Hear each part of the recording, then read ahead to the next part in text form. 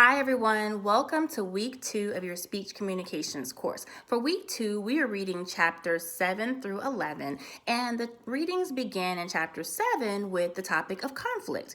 How do we resolve conflict? Now, a big part of being an effective communicator is the ability to resolve conflicts. Now, a conflict is usually just a misunderstanding, right? How does a misunderstanding evolve, and how are you able to resolve that? So some of the 3 most common types of conflict we're going to talk about in these chapters. We're also going to talk about conflict behaviors. What are some of the cultural and gender influences that can lead to a conflict? Now, you may be thinking, like, what do you mean by that? Have you ever had a conversation with someone who may be from a different culture, or they may speak a different language as their primary language? So there could be that language barrier that can lead to a miscommunication. So how do you resolve that?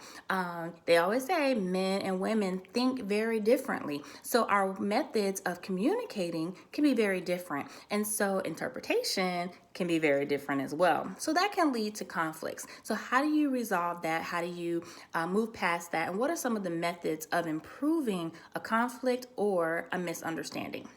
In chapter 8, we then are starting to learn about what constitutes a small group. Whether you're in your personal life or in your professional life, there are times you're going to have to work with other people. And so you may have to work in small groups. So you need to know, what are the dynamics of that? What are the stages of a group formation? We're going to talk about the summarizing of the different types of small groups, the different type of roles that may emerge. You may see that one person may take more so of a leadership position in the group, and how does that affect the other members, and how could that lead to maybe conflict, misunderstandings, or the entire structure of the group? Now, as we move into chapter 9, we are going to explore the DECIDE model. That is going to discuss the techniques of generating ideas, alternatives, or solutions, ways of effectively communicating in meetings, which can be extremely important. We need to know how, when, what's the proper etiquette in a meeting, and how to effectively communicate with the people that we are working with, okay? And that can, again, be a professional setting. It could be a volunteer type setting. It could maybe be with your children in school. You may be working with the teachers, administrators, other parents. So you need to know how to effectively communicate in small groups.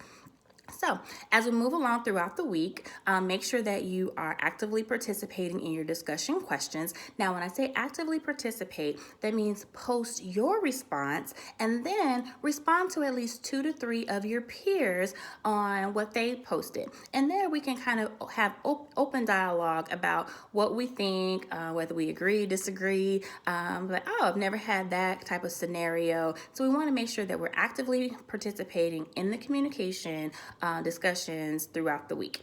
Now, we're going to wrap up the week in talking about the traits of a successful public speaker. Now, I know public speaking is usually something that a lot of people don't really want to do and kind of dread having to do that. So we're going to talk about what are the successful traits of a great public speaker.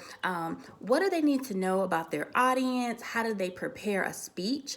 How do you prepare that outline on whatever topic that you may be discussing in your speech? So again, we have a jam-packed week with a lot of different things to talk about.